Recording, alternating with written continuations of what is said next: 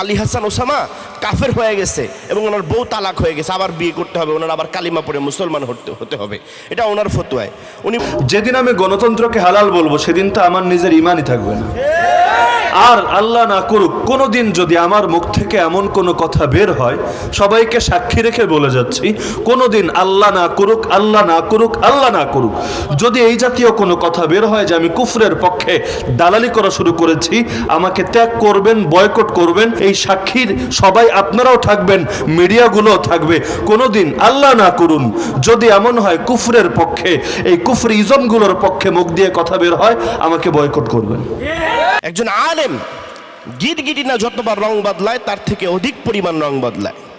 বলতেছি প্রিয় আলী হাসান ওসামা ভাইয়ের কথা। আমার অত্যন্ত মহাব্বতের একজন মানুষ বলা যায়, অনেক ভালোবাসতাম, তার আলোচনাগুলো শুনতাম, হকের পথে উচ্চ আওয়াজে কথা বলতো। কিন্তু এই লোক এখন কাফের হয়ে গেছে। না না, এটা আমি ফতোয়া দিচ্ছি না, উনি ওনার নিজের ফতোয়ায় কাফের হয়ে গেছে। উনি একাধিক ময়দানে বলেছে, একবার দুইবার না, ওনাকে যদি 10 বার হত্যা করা হয়, এরপরে 10 বার জীবন দেওয়া হয়, আর যদি বলা হয় গণতন্ত্র পক্ষে কথা বলতে, উনি বলবে গণতন্ত্র হারাম। যদি এইটা না বলে তাহলে উনি নিজে বলছে যে ওনার ঈমান থাকবে না, তাহলে উনি কাফের হয়ে গেছে। আলী হাসান ওসামা কাফের হয়ে গেছে এবং ওনার বউ তালাক হয়ে গেছে, আবার বিয়ে করতে হবে, ওনার আবার কালিমা পড়ে মুসলমান হতে হবে, এটা ওনার ফতোয়ায়। উনি বলছে যদি আমার মা বাবা 14 গোষ্ঠী পর্যন্ত গণতন্ত্রকে মেনে নেয়, আমি আলী হাসান ওসামা মানব না।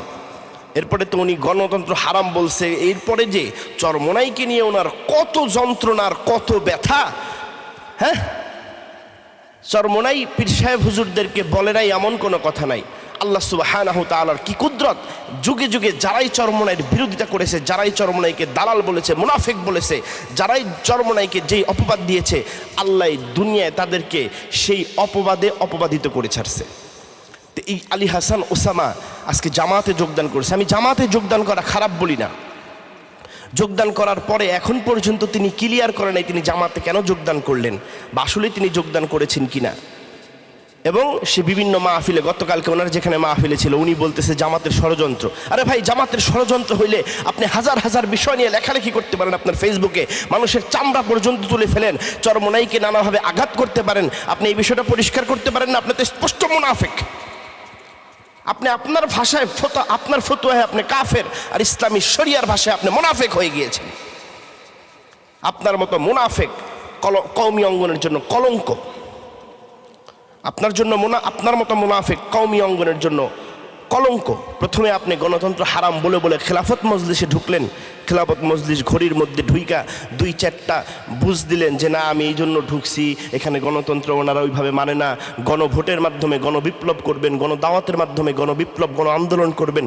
তো ইসলামী অঙ্গনে যারা গণতন্ত্র মেনে বাংলাদেশে নির্বাচন করতেছে প্রত্যেকেরই তো একই কর্মপন্থা, সকলেই বলে গণতন্ত্র হারাম, আমরা গণতন্ত্র মানতে চাই না, আমরা গণদাওয়াতের মাধ্যমে গণ আন্দোলন, গণবিপ্লব ঘটিয়ে ইসলাম কায়েম করব।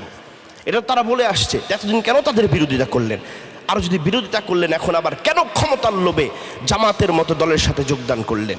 কারণ আমাদের তো জামাতের সাথে বহুত তফাৎ রয়েছে, মওদুদি আকীদা নিয়ে আমাদের অনেক ভিন্ন মত রয়েছে। আপনি কওমি অঙ্গনের অন্য দলের সাথে যোগদান করলেও তো মানা যেত। আপনারা তো এই দেশের যুবকেরা হৃদয় দিয়ে ভালোবাসে, পছন্দ করে। আমরা পর্যন্ত ওলামা ইকরাম আপনাকে ভালোবাসি, আমরা নবীন তরুণ ওলামা ইকরাম যারা আছি, আমাদের বড়রা যারা আছে, সকলে আপনাকে মোহাব্বত করে। আপনার একটা আসন আর একটা ক্ষমতার জন্য এরকম মুনাফিকি করতে হলো? আসলে ওই যে নুরুল ইসলাম অলিপুরি শাহ হুজুর একটা কথা বলে যে যারাই কওমি থেকে বের হয়ে জামাতের মধ্যে যোগদান করবে তাদের উপরে ওস্তাদের বরদোয়া, বড়দের বরদোয়া রয়েছে, এটাই প্রমাণ হয়ে গেল। আপনি এখনও সময় আছেন, চরমোনাই পীর সাহেবের পা ধরে যে মাপ চান, এখনও সময় আছে।